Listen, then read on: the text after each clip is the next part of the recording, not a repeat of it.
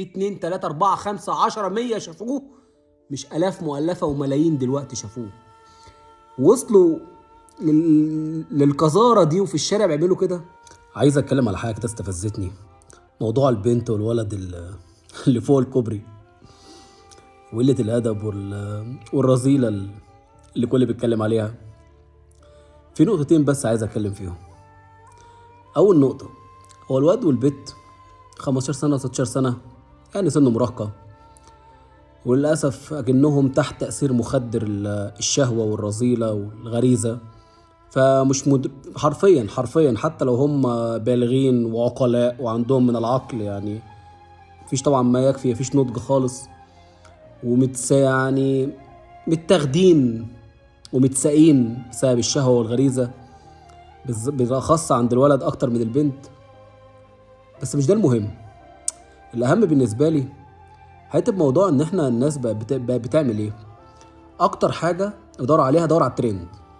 فانا عايز ان انا اشتهر وعايز اطلع وعايز اعمل مش عارف ايه، فانا عادي مش فارقه معايا بقى، مش فارقه معايا حد ربنا ستره فانا افضحه، مش فارقه معايا اصل بقى ستره ايه ده بيتباهى مش عارف بايه وبيعمل في الشارع. وكأن اللي بيتكلم ده ملاك نازل من السماء، ملاك رحمه، ما غلطش ولا اي حاجه، ربنا ستره في حاجات كتيره جدا مش في حاجه معينه. حتى لو الاتنين متخلفين في اللفظ، انا اسف، لو الاتنين متخلفين والشهوه والغريزه مسيطره عليهم للدرجه دي، وعيال في الاول وفي الاخر عيال، وصلوا للقذاره دي وفي الشارع بيعملوا كده، خلاص روح امسك الاتنين واديهم علقه موت وخليها اتعلم معاهم وما يتنسيش، وخلاص واستر عليهم. روح خدهم واتكلم وانصح فيهم بكل طريقة حنينة وشد ورخي واعمل كل حاجة، واعمل اللي ربنا أمرك بيه والنبي عليه الصلاة والسلام، صح؟ وفهمهم إذا ابتليتم فاستتروا. فيا ابني انت كده بتعمل وصمة عار ليك وليها ولعيالكم، وابدأ اتكلم معاه وفهمه ووعيه. ما تعملش عليه ملاك ولا تعمل عليه شيخ أزهر ولا تصوره بس بحجة هم اللي فتحوا نفسهم. كل واحد خد الفيديو وحاول ينشره على اكبر نطاق، بدل ما يروح يوعظ موعظه حسنه، يروح يحاول يتكلم معاهم او يطلع حتى يقول كلمتين من غير ما يعرض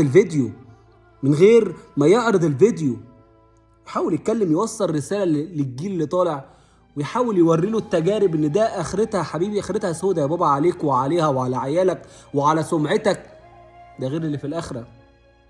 عيال، صح، عيال مراهقه وكلنا مرينا. بالله عليكم بلاش جو الملايكه وبلاش جو الترندات حد ربنا ستره حتى لو هو في الشارع وبيتعاملوا معامله والعياذ بالله حيوانات، خلاص يا نتعظ، يا نحاول نتجاهل الحاجه دي، عشان بتجاهلك ليها الحاجه دي عمرها ما هتنتشر ولا تعرف بيها الاجيال اللي طالعه ان دي حاجه عاديه، وان احنا هنا دوله مسلمه زينا زي الغرب وممكن نعمل كده عادي جدا. فبالله عليكم ما تجروش ورا الترند. والحاجة التانية، محدش يعيش على حد دور النصيحة ودور الملاك.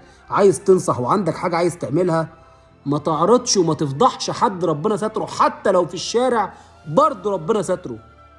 في 2 3 4 5 10 100 شافوه، مش آلاف مؤلفة وملايين دلوقتي شافوه. يلا عمال تنشر في الفيديو، واحد تاني طالع ايه الخرا ده وايه التربية وايه، روحوا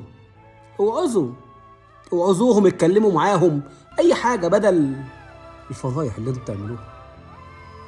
وانت يا ابني انت وهي يا حبيبي وصمه عار يا بابا ليك وليها يا حبيبي ولاولادكم يا بابا، وهدناها ملازماكوا يا حبيبي. كل الجيل اللي طالع خلي بالك يا بابا، عشان كل حاجه هتعملها يا حبيبي هتدفع ضريبتها يا بابا، دنيا واخره يا حبيبي. ربنا يا ابني يسترها عليكم ويحفظ الجميع ويعين اهاليكم واهالي الجميع. صلى على الحبيب.